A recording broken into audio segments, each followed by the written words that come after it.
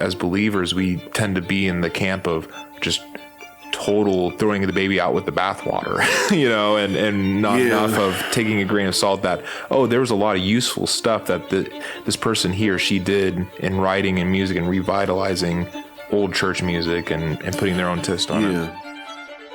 We live in basically 2nd century Rome now. A very pagan, a very idolatrous and self-focused culture. The best thing we can do is live in it the way Jesus lived in it, because that kind of generosity of spirit is what's needed to combat a culture that is incredibly stingy with all of the things it considers to be good. Yeah. All right, welcome back. It's been, coming on a month or so Yeah, now? we've been behind. Well, we've been Busy. a hair busy, I mean, geez, what? You had sick twins? Yeah. You've been sick, everybody. Family trips, and we celebrated my mom's 60th up in Kentucky. Made a 10-hour drive with 1.5-year-old twins, a boy and a girl, and that was fun. Yeah, that'll be a little trip rough. was not, but the actual traveling was not. But seeing my mom and all my brother and my sister and nieces and nephews and my dad was phenomenal. And then I came back, and then Easter, her parents came up, and then everyone but me got sick. Oh man! So at least you weren't. So at least I wasn't. And I was keeping the fort down. It's been busy, fairly busy, and you? Yeah, it's been a lot going on. My work's been keeping me pretty busy. Working from home, I definitely am glad that I can do that, because the kind of job that I have, there's no, it's a lot of being on the phone with folks and dealing with people, emails, and there's nothing about this job that requires me being anywhere near an office. So I don't have to deal with traffic, and I can, spend time I can go out and see my little boy if I have a moment of stress, which is nice, but they are keeping it really cranked up in terms of being busy lately. So that's been Call volume. And all that. There's a lot of stuff with that, but, thankfully the Lord has been good to make it fruitful. So, there's no complaining on my part. It's just what it is, Yeah. But, we've been hectic with that, and man, it's just been a lot of stuff. Like me and my brother are getting ready. I told you in July, we're going to go up and do the alumni corps, the Blue Stars alumni corps thing.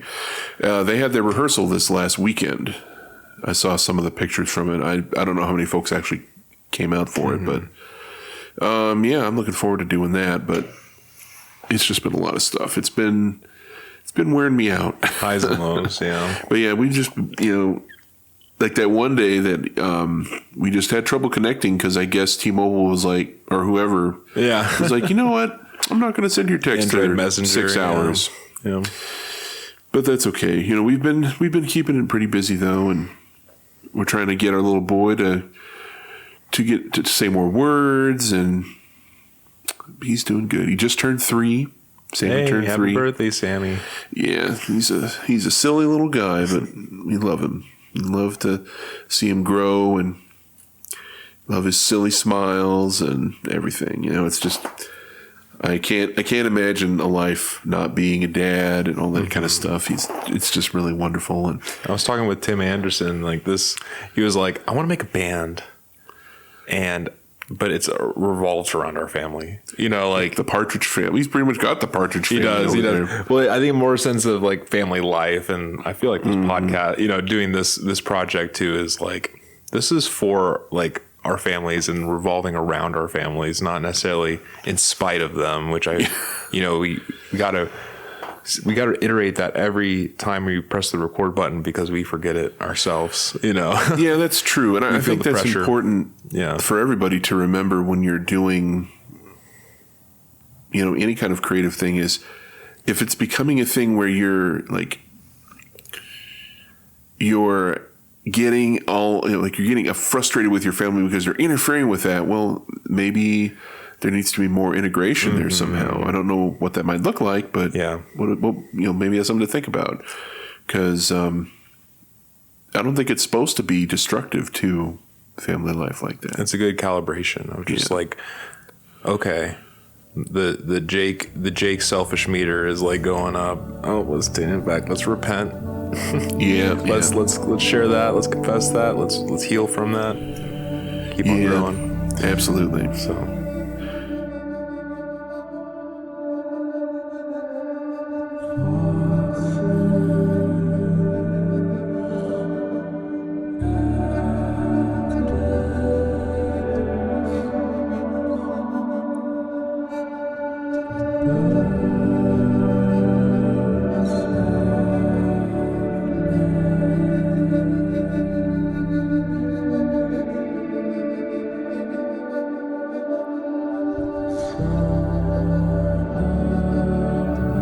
I had a pretty tough emotionally experience on Friday night. I play in a brass band here in town, like a New Orleans brass band, and we got booked to do a funeral gig, which, I mean, that's challenging in different ways. You know, you're playing at somebody's funeral and you want to, but you know, because people, especially folks who are from New Orleans, or they want that kind of traditional jazz processional.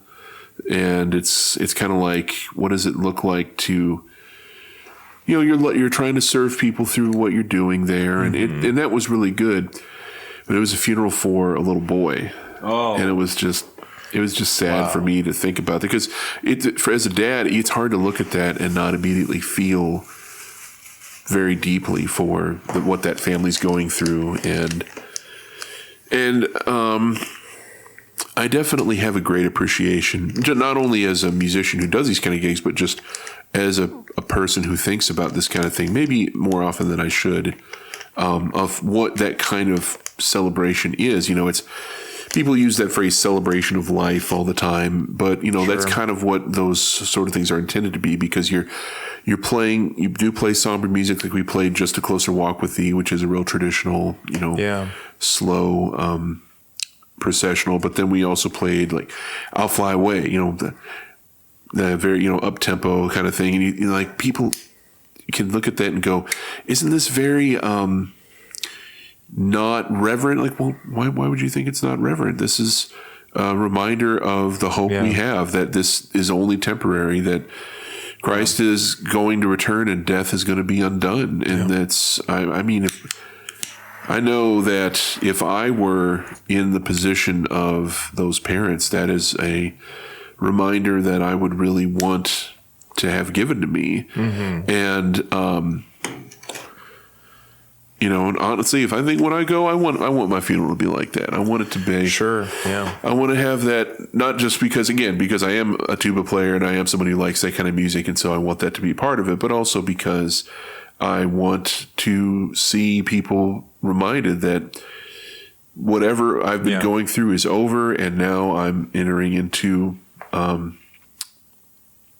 the grace, you know, entering into the presence of my Lord. Right. And I think that's a joyous reminder of that, but that still didn't make knowing what it was any less hard to think about. Well, that makes me think of, that is just a statement of fact, that's the power and effect of music in general, that music has this power to really be applicable in situations that otherwise would be ridiculous. Case in point, a funeral, you know, let's compare, contrast, like I'll Fly Away, you know, those lyrics sung carry a different meaning than someone just reciting the poetry. Exactly.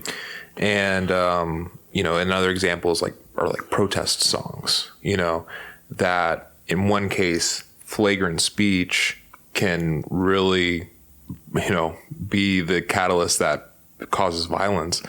But in the context of song, you know, it takes on a totally different meaning. So I think that's one of those things that is just a statement of fact that music has that certain power to bring words in a different context and a light, and that we can use juxtaposing meanings some somber and sad lyrics, and then happy, joyful lyrics that God has gifted us with music to use them in their appropriate contexts and contexts we never would have imagined. Yeah, absolutely.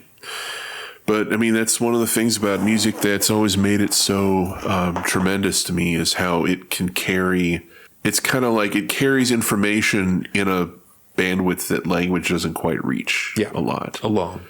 Because I mean, like you said, the language alone is one thing, but there's emotional elements to it that aren't always, like, you can use words to describe it, but the words alone don't actually convey that emotion, and music can do that. So this is another jumping off point and tangent, but something I'm trying to work through, and something that I probably will reiterate episode across episode. So, dear listener, please forgive Jake Thede. But there's this sort of sweet spot where music and words really mesh together, and then there's everything else, and it just doesn't meet that expectation. It just doesn't meet. It falls short, for lack of a better word. That you have this phenomenal music, chord progression, timbres, instruments, whatever you call it, and then these weird, out of place words, or just not even powerful enough words that it's like the dog skipped over the moon, and then you have music that is not appropriate for that. Then you have the vice versa, where you have this tremendous, like, William Wordsworth, like, romantic enlightenment, post-Christian, beautiful poetry with Twinkle Twinkle Little Star. It becomes underwhelming and falls short. And then there's that real, and that's the problem I kind of have with hymns. I love hymns. I'll advocate for them day and night, but I have a problem with hymns because either the words fall short and the music is tremendous and amazing that's set to it, or the music, the opposite, that the words are rough, they don't really fit in, and you have, and I think that's a problem that maybe, like, the very conservative circles of worship and liturgy I have with them. Like, that's a problem that they have, is that, we got these strong lyrics that reflect the word of God, and then let's put it over 1 5 1 5 1 5 1 5 1 5 1 5 1. Who wants to listen to that? And the words are amazing, and that's all you're really focusing on, and you don't have any attention to the artistry of the music behind it. So and that's especially a problem for older English hymns. I don't mean hymns in the English language, but like hymns from the English tradition. Is a lot of them are just not put together well. Actually, the Lutheran Satire did a little video kind of comparing Anglican hymns to Lutheran hymns and making fun of Lutheran hymns about that. It's pretty funny, but definitely something I think about a lot too. And there's a saying. Have you heard of Theodore Sturgeon? Yes. He's a science fiction author from 20th century. I think he wrote 1 or 2 Star Trek episodes, but he wrote a lot of, he's written a lot of stuff. Like, he was very active throughout the 20th century. Yeah. And he has a saying, it's attributed to him, called Sturgeon's Axiom. He said, 90% of everything is crud. And what he meant, another way of thinking about it, that in a way that's maybe a little less profane, is only 10% of art advances art as art. Mm-hmm. And so, like, you brought, that hymnal you'd gotten a hold of from G3. The nice thing about doing hymnals like that is you can pick the best of the best. Like, the very first hymn in there is from some, like, saint from, I don't even know, like, how many hundreds of years ago. Yeah. But there is so much music that was written and immediately discarded. For every Mozart, there's a dozen Salieri's. Yes. And so... Yes. Additionally, the beauty... I will acknowledge, for those listening at home, that have a what's the conflict? You know, they have a something to bark with me. That is the beauty of hymns and hymnals, is that they are modular. That, yes, the lyrical structure is set to a certain meter, and you can just interchange. If you don't like the music, fine, just replace it with something else, because people. And so, but I think that also misses my point that if, you know, we so often just check off, what do the words say? Oh, okay, good. Nothing, no heresy here. And not only is there no heresy, it's theologically rich. But then you put no effort into making something so musically masterful and reach that 10%. And that's another jumping point. I don't know how many jumping points you want to do, but I've been thinking about this a lot, and I'm slowly beginning to articulate what I truly think about this, is that with the conundrum that, you know, going through music school for 10 years of my life, a subconscious training I had was that, well, especially as a composer, and you're studying what is new, you know, you're you know, music school, you do Bach, Beethoven, Brahms, all that stuff. But when you're a composer, everything you're thinking about, everything you're studying and learning and teaching and talking about with your professors and students and colleagues are like, what's new? And so, well, that's the question. What is new? You know, what is good and new, I guess. And you start to subconsciously think, well, the only thing that is good new that will get me to that 10%, so to speak, is going to be something that, one, no one has ever done. Mm-hmm. Two, that breaks barriers or breaks glass ceiling, because it does, number one. And maybe three is that it's going to cause some sort of you know, rupture within your community, or like some sort of like friction and conflict, because it is new, that people aren't ready to hear it. That's another sign that it's new.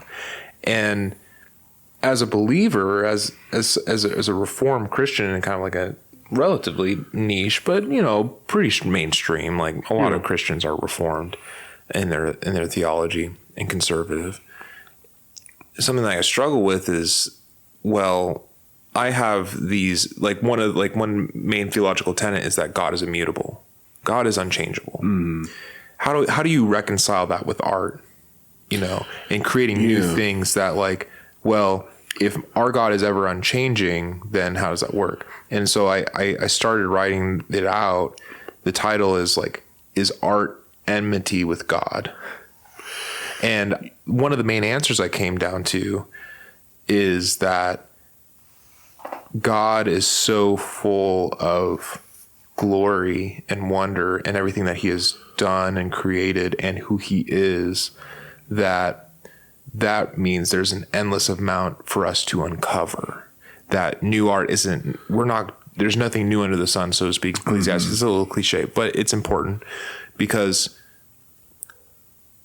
when you are an artist as a Christian, you shift your thing. You should shift. I think that's what I would like to teach young Christian artists, maybe, you know, in my 10 years of experience, that don't get swept away with the world thinking that you need to break the boundaries, break the glass ceiling, you know, do something that no one has ever done and cause friction within your community because it's new.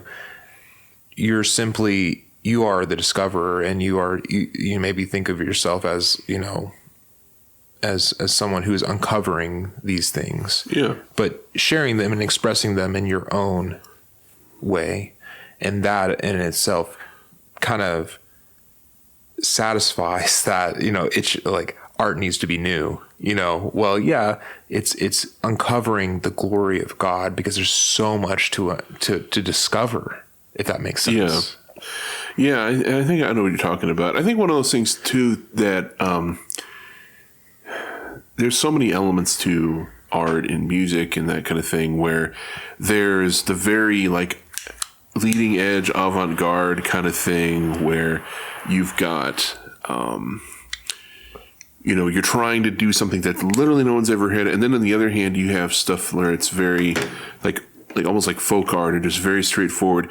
I almost want to go grab the book off my shelf, but it's John Piper's Brothers, We Are Not Professionals, where he talks about different kinds of music. And he interesting. says, on the one hand, we do need stuff that's very theologically rich. We also need stuff that's very straightforward and basically is like, God is great. Right. And expresses very simple ideas. And so I think that, honestly, that's one of the reasons I have a lot of appreciation for the way that we've done music at our church is they do try to strike a pretty good balance. But in terms of art and what it's its relation to God, I've always felt like art is an expression of the Imago Dei in us. It's because we're creating just as our God is a creator. And so that's how I've always kind of viewed that and thought about that. And I definitely know what you're talking about in terms of thinking of it, the music, and going, what does it really look like to make something that isn't just the same old, industrial strength music where it's the same chord structure that every other song is.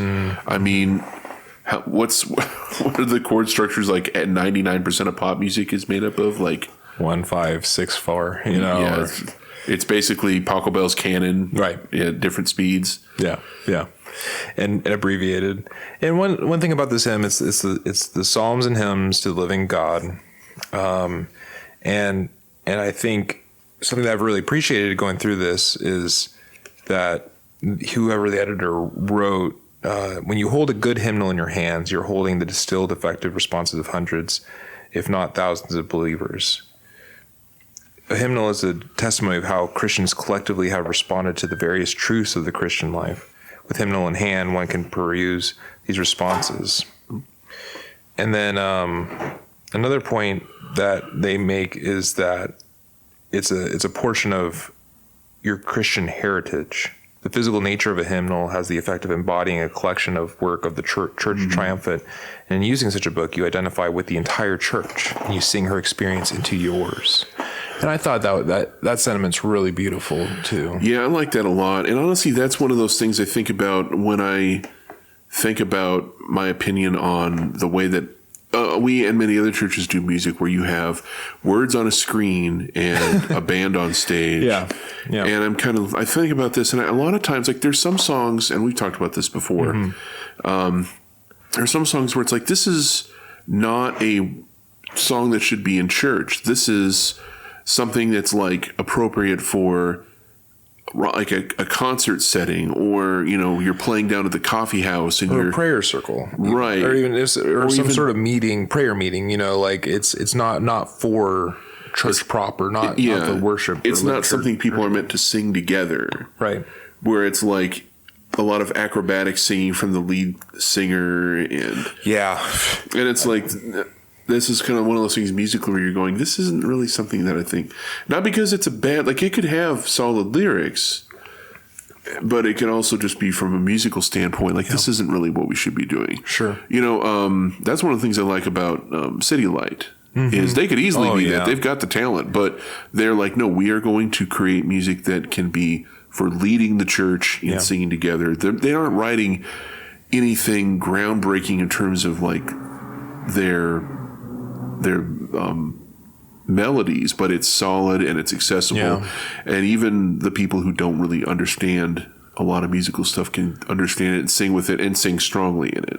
Sure. Yeah. And I think that's the challenge that you have too when you're writing music for churches. Is it going to be something that somebody's dad who is not super with it musically can sing along with because he gets it? So I think that's a whole nother conversation of just males and singing and music in general, but especially destigmatizing the fairly common annoying idea that singing is that's what girls do. That's what girls do. And that's one thing I like about singing men hymns. They need to meet good bases, like. Well, like that's what I say. Like these, like good solid hymns. I feel like I'm finally singing in my range. Right. And so I can project, and it isn't like I'm up here and I'm trying to. It's like, no, I don't have to do that anymore. No, absolutely. Which I guess we can transition to what we've been listening to. Yeah. And I was telling Dave before we hit the record button that I've been re-listening to a lot of Audrey Assad, and I think she is one who did similar to City of Light, that, taking these old heritage. Yeah, like this old heritage of music, this old tradition. That's what I'm trying to be too fancy, but I know what you're talking about. Yeah, she takes it, puts it in a new light too. But then additionally, she also has her own, like, every other song is her own creation of combination of words and music to it. And those that might know, she walked away from the faith recently. And I listened to her on the Curiosity, it looks like Curiosity podcast, and just kind of talking about her walking away from the faith. I really respected that she said that she purposely is not in the limelight. She doesn't, share her personal life, and she's not a personality in that way. I appreciate that. Yeah, and she said she was thankful that she was not, because if she had, it would have been a lot more painful of an experience, obviously, to walk away from the church. But she did highlight that, like walking away from the church, I was alone. All my, some friends basically lost, even the friends that were more accepting of her walking away, that were like fine with it, faded away. She just lost some relationships, and then COVID pandemic happened, and it was just her and some lonely experience. And I really respected just that she was able to have the vulnerability to share that, and in a very tasteful way too, in a way, because I feel like you hear a lot of, like, especially Christian artists that were in the music sphere, in the praise and worship, industry, which I have no idea what it's like. Neither of us know what that's like, but we've heard that it's very toxic. Who knows? But music industry as a whole is rough. Yeah. Any industry, I guess. But I really respected how tactfully and how well articulate she was about the whole process and where she is now too. And we were talking about just how, like, the conundrum of those that walk away from the faith, should we listen or use their music as a basis to be inspired and to connect with the Lord? And like that, Brian brings up, and this is a whole can of worms, but it's very similar to the fact that you have Wagner, a vicious anti-Semite, who wrote the Ring Cycle, these epic models for symphonies. And that's a very, very common music school debate you'll hear in the halls between sophomore and junior music history students, talking about Wagner was evil. I am not listening to any music by that man. And, well, you need to separate the art from the artist. And that's a very extreme example of it, but it does relate to, I think, as believers, we tend to be in the camp of just total throwing the baby out with the bathwater, and not enough of taking a grain of salt that, there was a lot of useful stuff that this person, he or she, did in writing and music and revitalizing old church music and putting their own twist on it. I think part of that points again to what I said earlier, that, creating art is an expression of the image of God in you. And so, if somebody, proves to be, they prove to not really be a believer, and it's like, what does that mean to you? Do you throw all their stuff out?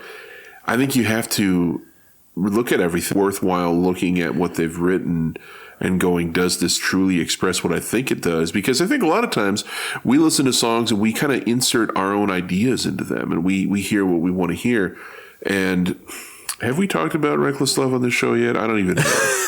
We've talked about it in person, but I don't think when we hit the record button. Yeah. So, I mean, that's a song that I have a huge problem with.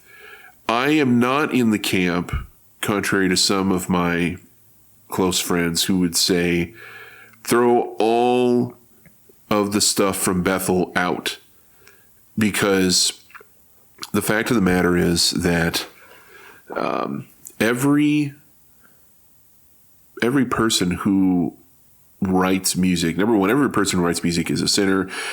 on top of that, there's a lot of historical people who have this kind of thing. Like the guy, everyone knows the story of the guy who wrote It Is Well With My Soul, up to the point where he gets to the place in the ocean where the ship went down and he writes the song. Mm-hmm. Very few people talk about what happened after that, where he ended up going into Israel and starting a little cult.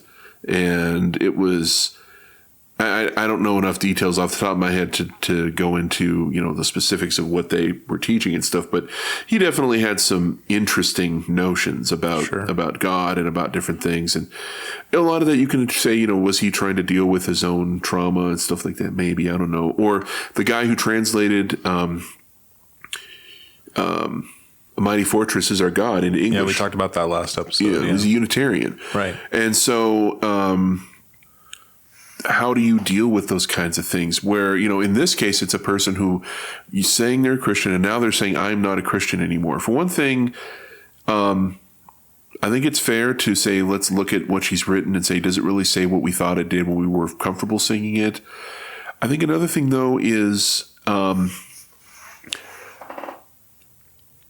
if it says that still, then what difference does it make what she's doing now? Yeah. If it still is worshipful.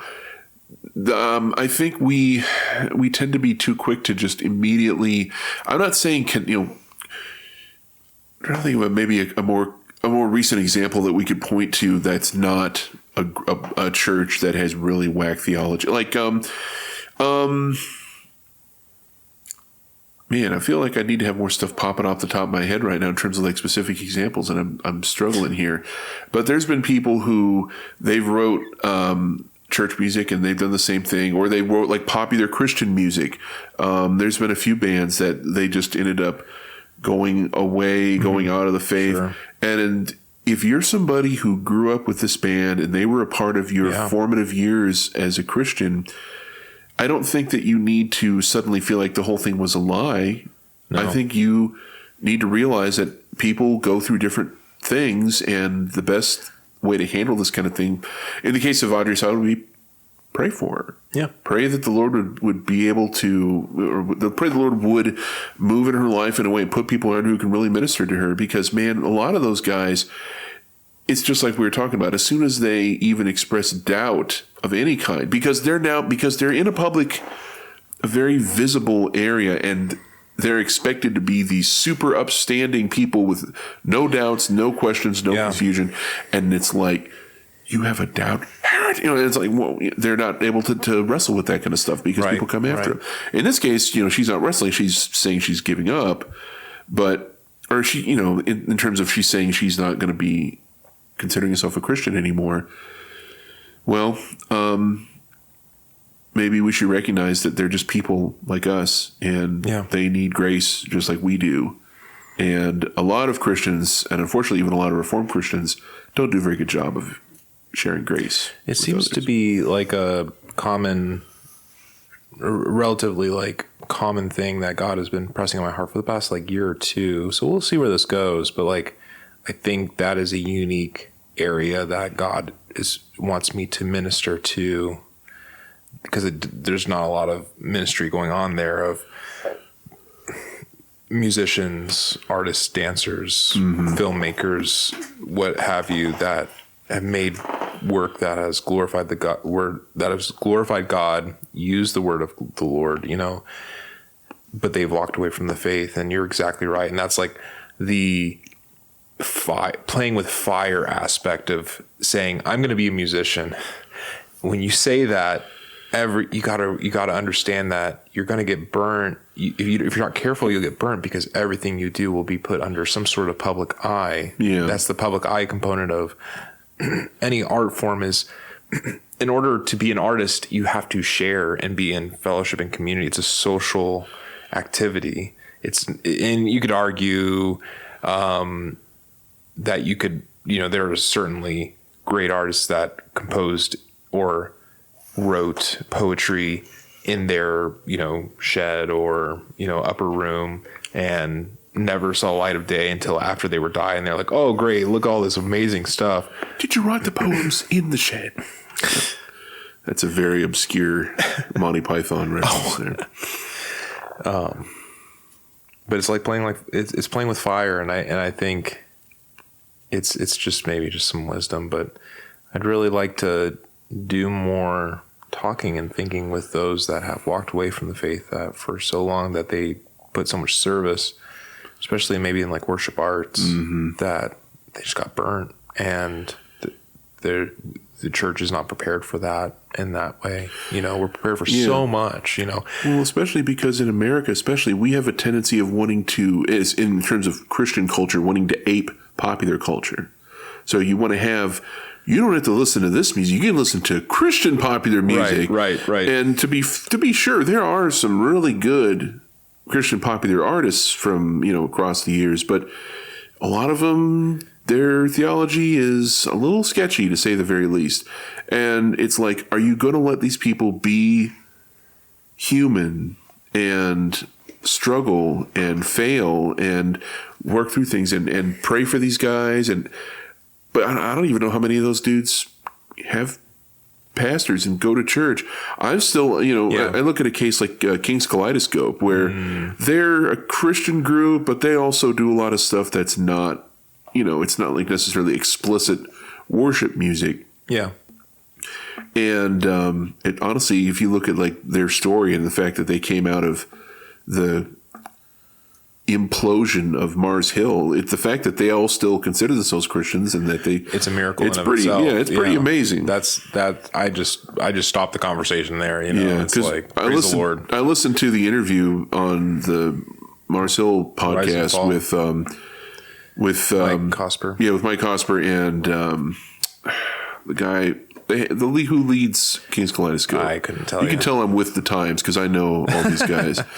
But and it was just really interesting because he's a very serious artist, and everything he says, like you can tell, he's very thoughtful about everything he's doing musically, and he's also somebody who feels immensely burdened by what he went through there, and I'm just like, dang man, I don't blame you one bit for struggling with that question, struggling with these issues. I would too. Well, I would, and I'm very careful now to. I think when you grow up in the evangelical Protestant realm, whether that's like Baptist or non-denominational, which is basically a form of being Baptist or Presbyterian, or or even Baptist Assemblies adjacent. of God, Baptist adjacent, or Assemblies of God or charismatic. There's a very loose and not careful way. We kind of flagrantly use the word worship, and I think I've learned enough now that the music I compose for, it's not for liturgy or a worship service. It's not for an orderly worship service. Right. But it is worship to my God. And I wrote a lot of abstract music that has no words, instrumental music. And for a variety of reasons, but I'd like to ultimately think even the piece I made about raining in the woods glorifies God, or a piece I got inspired by the different kinds of infinity because I watched too many math videos on YouTube, still glorifies God, even though there's no hint of the Word of God or no hint of, the Bible in it. It's one of those things too, where in the really, really old days leading into like the medieval era before the Enlightenment, there was sacred and secular. Yeah. And you don't mix the two. But I think one of the positive things that we have in our more modern era, in the post-Enlightenment era, is the idea that everything can be sacred. Everything can have a sacred component to it. You can do all things to the glory of Christ. And that's one of those areas that I think it's a positive that we've deprofessionalized a lot of what is done in the church. You don't have this guy who goes behind a screen and he's wearing his special vestments, and you're not really engaged in that kind of stuff. No, we are all involved in the work of worship, and I think that's something that's important to remember. It's funny that that just makes me think of the rise and triumph of the modern self by Carl Trueman, and I think Chase kind of snuck into like a little tidbit in today's sermon. Oh yeah. But he's like, there's this thing called expressive individualism. And I'm like, you've been reading some Carl Trueman, I bet. Oh know? And but then he kind of went off and just kept on talking about Jude, which he should, and he needed to, because he was preaching that day today. Yeah. But I was with the baby, so I didn't get to hear, you were in daycare. You were watching your Lord's work. Yeah, you were serving very diligently to 15 to 18 toddlers and babies. So Gosh, yeah, we're all over the place. We got a lot of babies with Sarah Holler. It was fun. It was a good time. Anyway, but that divorce of self from an identity, that I touched on this last week, but I'd like to read more of that book. I'm going to stop there, and we'll definitely have to do that in an episode. It's a heavy read. It is. It is not. There's a lot of information. You got to take notes while you're reading it. Yeah. I mean, my inside is had a lot of notes and underlines and other things inside it. So, but yeah, I think that's going to be worth. There's a lot about. of answers in there. I think we're asking a lot of questions, and I think that a lot of the answers to which we seek can be found in there. Yeah. Well, you look at it's one of those things where the tendency, I think, of a lot of American Christians is to, and a lot of American conservatives, I think maybe is a better way to put it, is because it's a lot of times not people who are Christian, they're just people who are secular but conservative in their view of culture, and they look at it as we need to do whatever the opposite of what these guys over here on the left want to do. It's like that's a destructive way of looking at things, because not every single, they're not sheer unadulterated endless evil. There's a lot of things that I disagree with them about. There's also things that I disagree with some of these conservative guys about. And it's not usually, like, I believe in limited government in a certain way, but I also believe government has a reason to exist. I mean, the Bible says that government is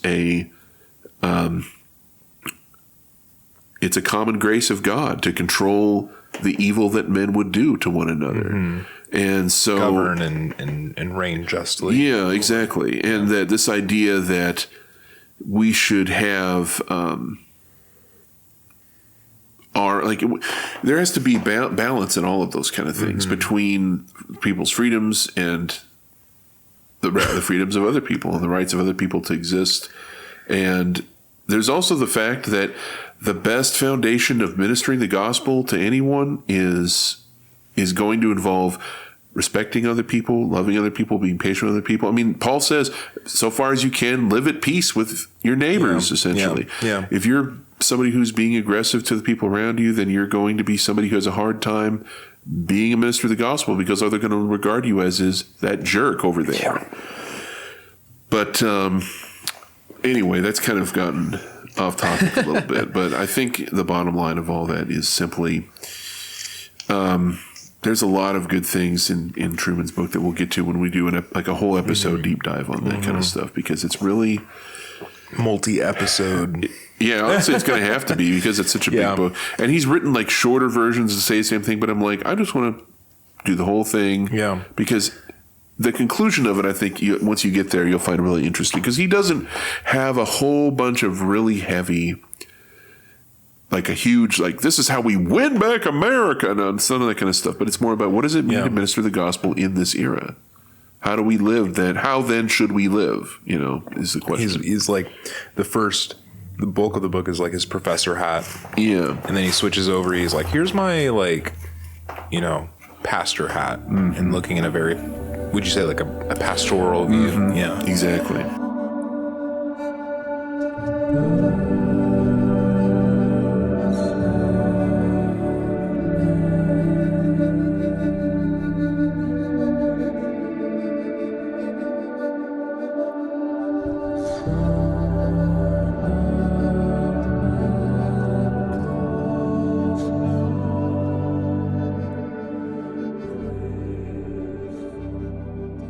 Well, that actually kind of brings us to what we were going to talk about in terms of talking about the news, talking about some current events stuff. I know you said you'd heard it. I was listening to another podcast that I like to listen to now and then called The World and Everything in It. It's an interesting little news. I love that. Podcast. I listened to that too. Oh, yeah. In fact, I think Ari's the one who told Raven about it. Yeah. And Raven told me about it. You know, and funny because we got onto that when we were at DBC, at Den Bible. Yeah. And we were under, because during that time, Logan Nyquist was the young adults director, and he did a phenomenal job. And every weekly newsletter, he had that at the bottom, along with R.C. Sproul Talks, I think. So Logan, I don't know if you're listening to this, but you're awesome. And I think he's like taking over as like the pastor of DBC now. Like he's taken Tommy's. Yeah, because I think this is Tommy's last year, right? Yeah. Anyway, that's a sidebar. But yeah, I think that's good, and that's a really interesting podcast. I mean, there's occasionally times where I kind of roll my eyes. Like there was one of their commentator guys got off on a rant about, well, they lied to us about COVID and this other stuff. And I was like, just kind of rolling my eyes, like, okay, settle down there, champ. That's not what happened. But you know, it's one of those kind of things. The way people talk about it, they just want to go off on a tangent. I'm like, settle down. Yeah. But anyway, so the story that they were talking about that I really thought was interesting, and it was about this new hate speech law in Scotland, and I just was Googling around trying to find an article about it, and I pulled up one from The Guardian. And J.K. Rowling, of course, the author of the Harry Potter series, among other things, she's established herself as somebody who is pretty fiercely on the side of freedom of speech in these kind of things, not because she believes in that it's quote unquote hate to talk about things like transgender things, but on the contrary, because she thinks that they are important social issues that you can't just let it slide and not respond to. For example, I think one of the biggest areas that she spent a lot of time talking about was the idea that you're going to have transgender women, which are, you know, men, be put into a woman's prison.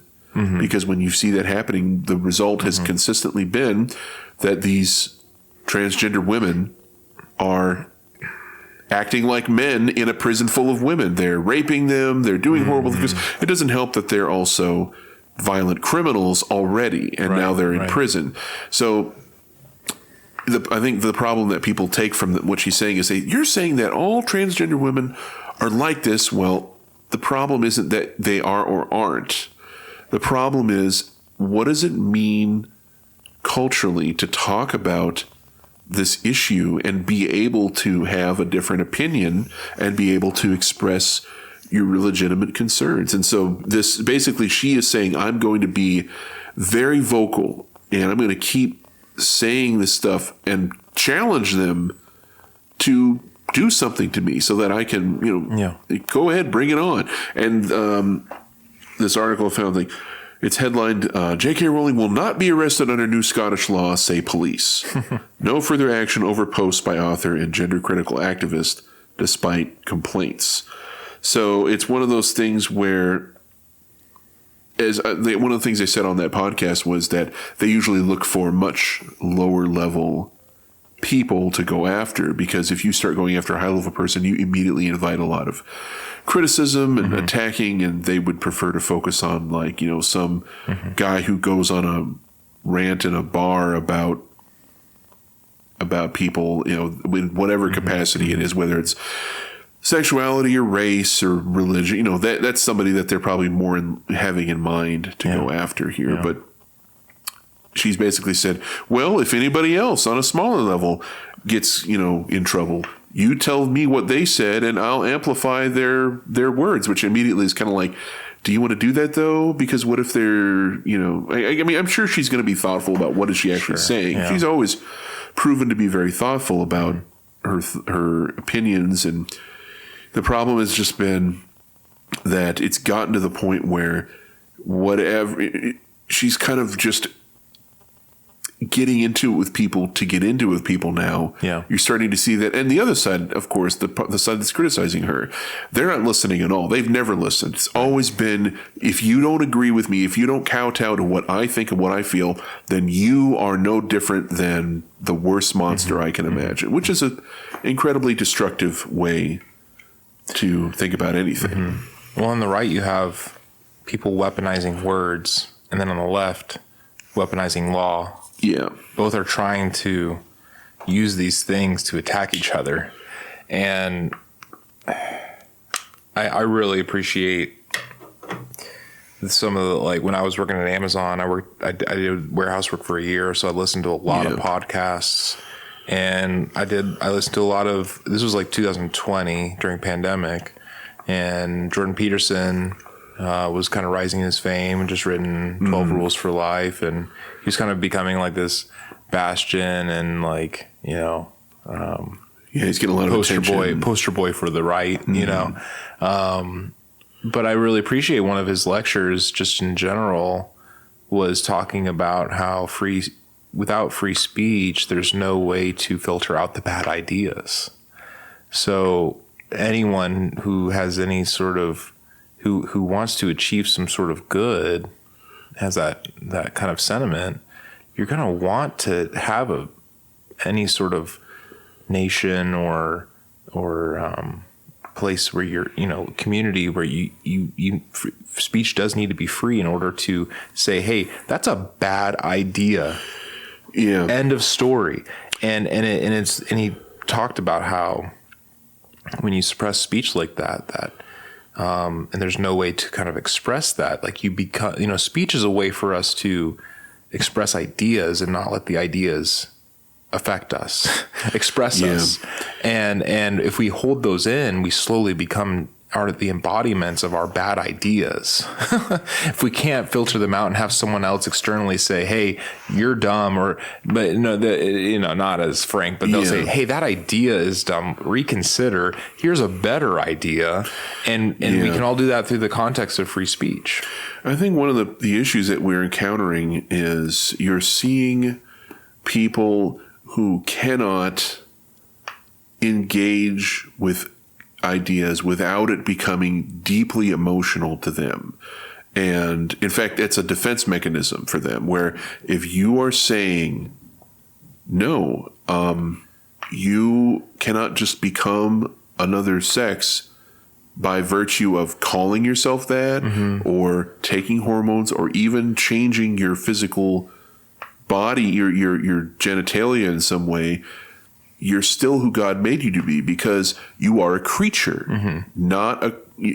We're made in the image of God, but we're not God, and so we don't have that prerogative to declare ourselves to be whatever it is that comes into our brains. And that's a very flippant way of putting it. And I'm not trying to be flippant. I definitely want to express that I take this conversation very seriously, and I think, and you know, this gets kind of what I want to get to is like the consequence for believers is we need to be preparing ourselves to have patient, loving, and have endurance for engaging these conversations with people who will react very badly, and let them kind of process things on their own and not have it become fistfights between the two of us where we're attacking each other. I think, and it doesn't help that it's become a very political thing where it's like, they're trying to teach my kid, they're trying to send people into libraries and do drag queen story hour to indoctrinate kids. Okay. I mean, it's probably, I mean, we see that happening, and that's something that as a parent you need to be wise about. And at the same time, these guys are still people that you have to be ready to be patient with and loving with and be ready to talk about the gospel with. So what are you going to do that if your entire engagement with this person is anger and fury and some kind of malevolence? That's not fruitful for you or for them. So I don't know. This is something that we have to be very patient and prayerful about. And also realize, and this is something we'll get to when we talk more in depth about Truman's book, is we don't live in a nation that takes Christianity for granted as the foundation of our morality anymore. We live in basically second century Rome now. A very pagan, a very idolatrous and self-focused culture. And the best thing we can do is live in it the way Jesus lived in it, was to be open-handed with what we have, even our own lives. Yeah. Because that kind of generosity of spirit is what's needed to combat a culture that is incredibly stingy with all of the things it considers to be good. Yeah. But well, I mean, it's just, it makes me think that, our battle is not with man. It's with the principalities that reign.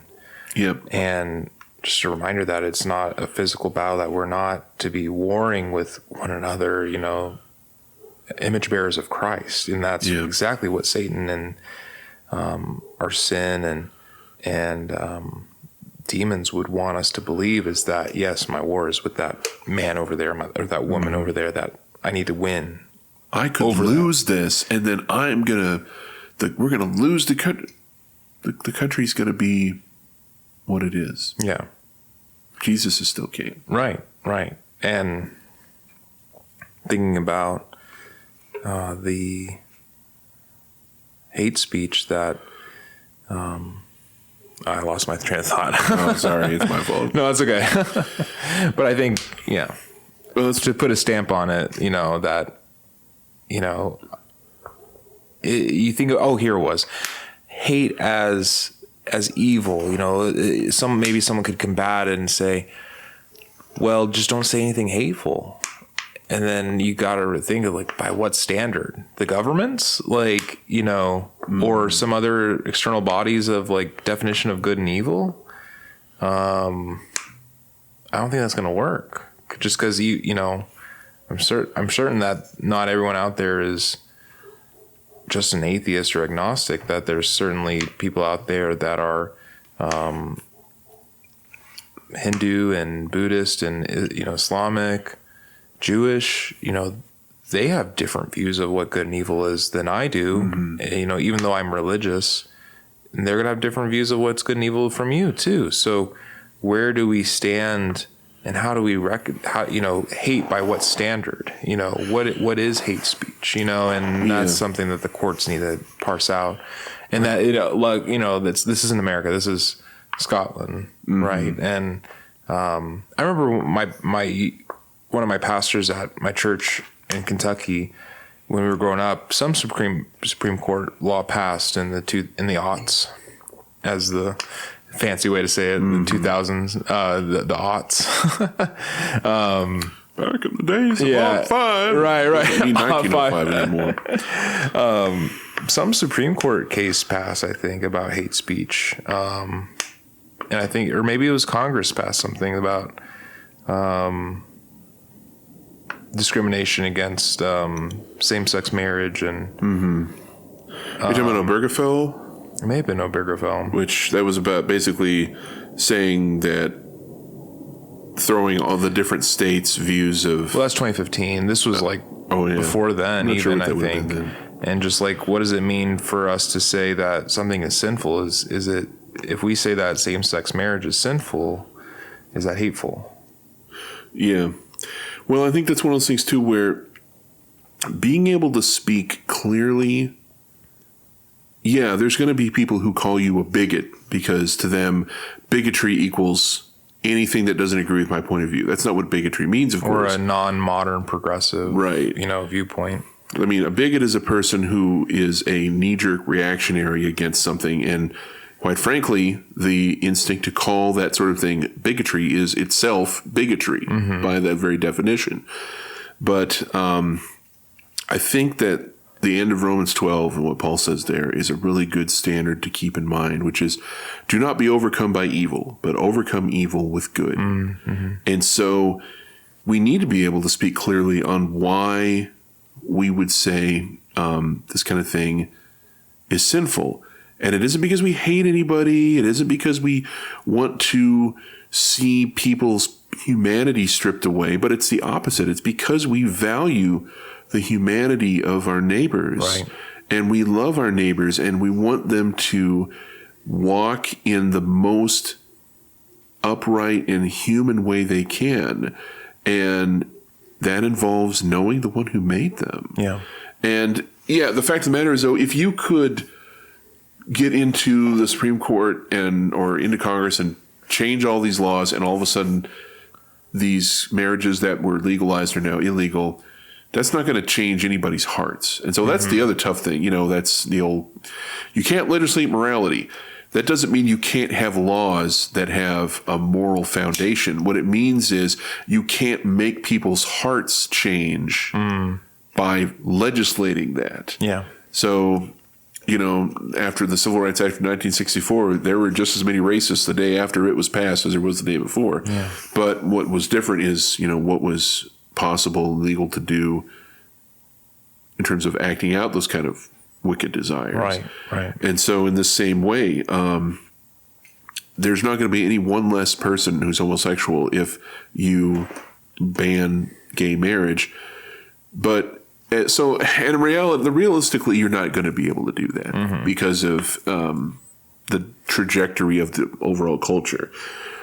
So what does it mean to be ready to actually minister to the people who come into your church? And we both know people like this who are like, I know this is good for me. I need Jesus. I want to know Jesus because I hear the gospel and it resonates with me very deeply. You know, see the Holy Spirit moving in their lives.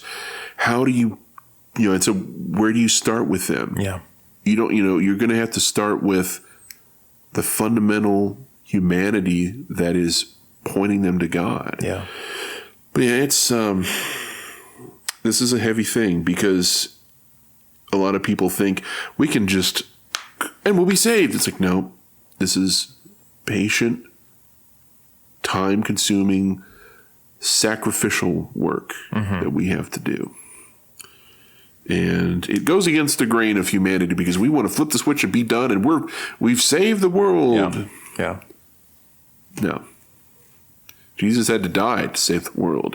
And now we get to lay our lives alongside his to love our neighbors and show our faith in him. Yeah. So yeah, that's been a long path from that article, but that struck me as interesting because I think she's one of the more thoughtful people. She doesn't go out of her way to like say hateful things in terms of like things she knows will anger people. She's trying to speak directly to the issues, but that's not something a lot of folks want to hear. They don't want to speak to the issues. They want to speak to what makes them feel good in the moment. And a lot of times when they hear somebody saying what she's saying, it's just teeth grinding fury that results, you know? Yeah. So how do you translate that? I mean, we aren't necessarily trying to get into it to defend J.K. Rowling. J.K. Rowling can defend herself just fine. Yeah. You know, I say that too, like when I see some of my favorite, like one of my favorite apologists or whatever, people want to criticize him. I used to feel like I had to jump into the fray and argue on their behalf. And now I'm just like, they can defend themselves just fine. Yeah. They've made their point and it's going to stand or fall on its own merits. I don't need to save them. I need to be able to live this out in my own life. So what does that look like? Amen. Yeah, that's good. That'll preach, as Simeon Trust guys would say. Well, as we've been going through this, we've been listening to bits from something that you wrote. Yeah. Why don't you tell us a little bit about that?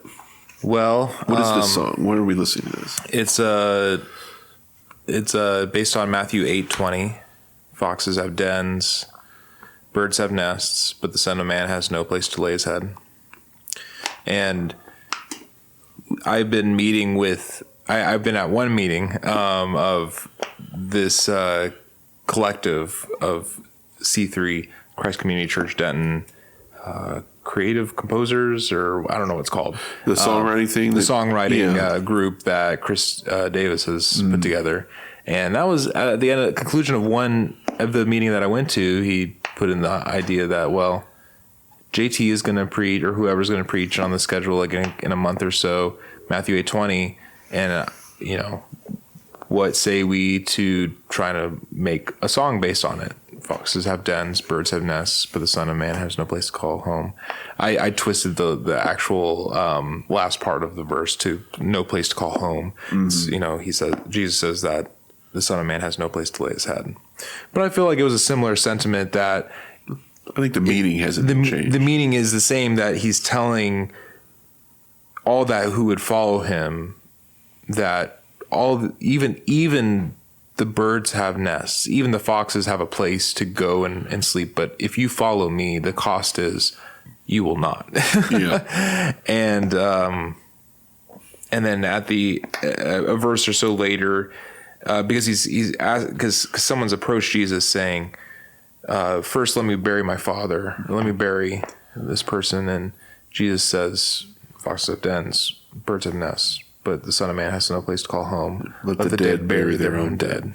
And so we'll play the song, and it's a loop piece, and it's just my voice singing, so have mercy on me, and singing that central Matthew 8:20, and then over it is this kind of layering of let the dead bury their own dead in the background, and it's distorted. You can't really make out what the words are, and that's to an effect on purpose. But dear listener, you will know now that that's what's going on in the background, that let the dead bury their own dead. And that's been a pretty profound verse for me these past several weeks, reflecting on it, that we live a very humbling faith.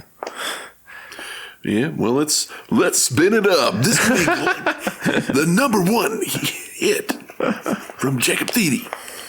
Yeah, no, it's, that one of the, I can't remember, I heard a radio guy talking about that kind of, I think they call it vomiting or something like that. Really? When they talk like this. Oh, got racks and racks and stacks of wax coming at you all night long. And it's like, yeah, that's...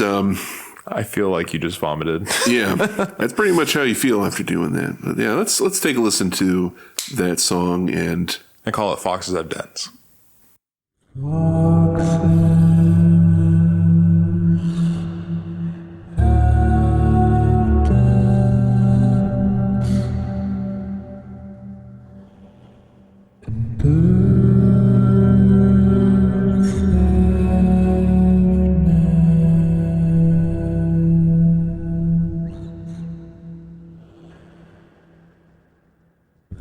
Son of man calls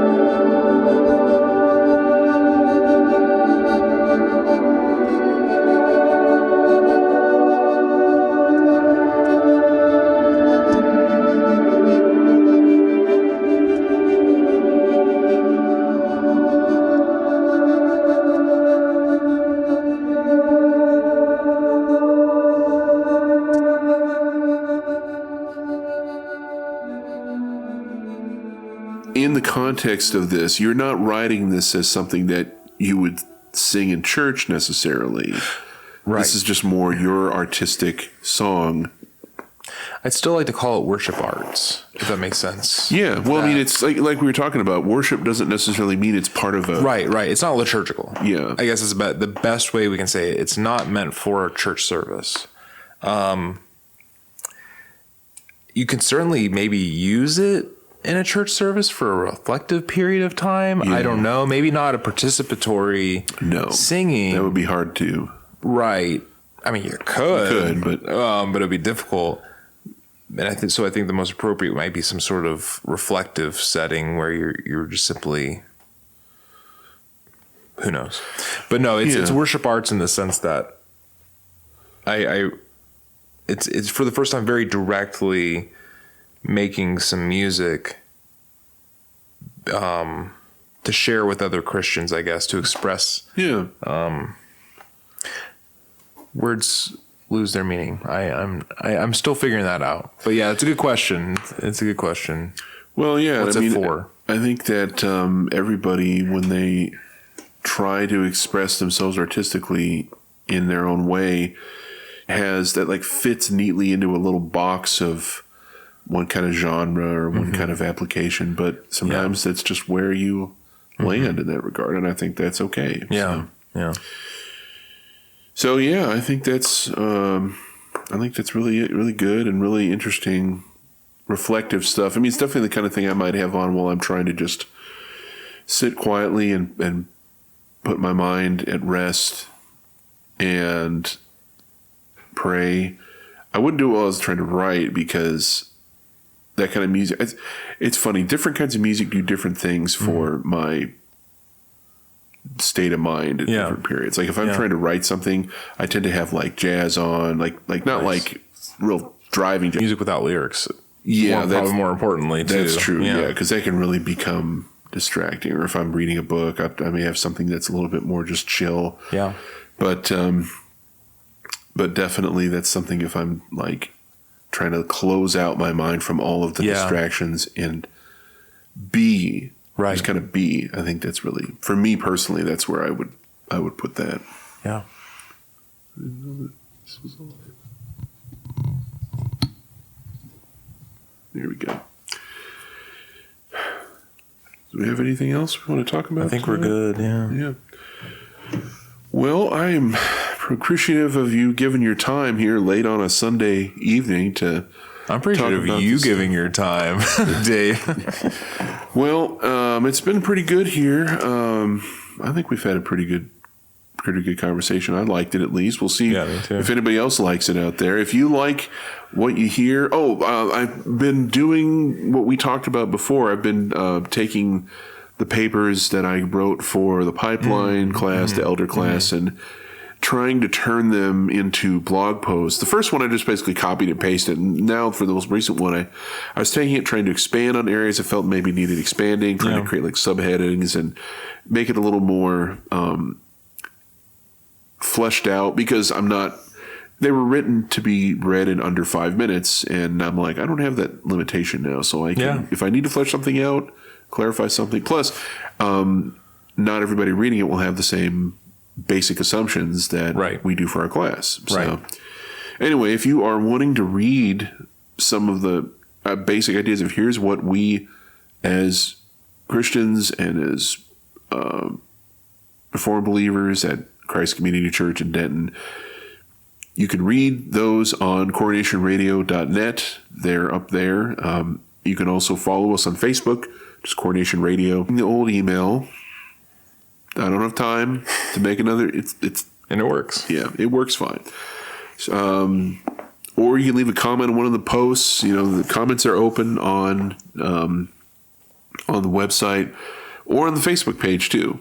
The only thing that will come down hard on is like spamming, or if you're just being a violently nasty person. But in terms of like disagreement, bring it on. We welcome discussion, and we'd love to discuss with you. So come on out. But we appreciate your time, and we'll catch you on the next one.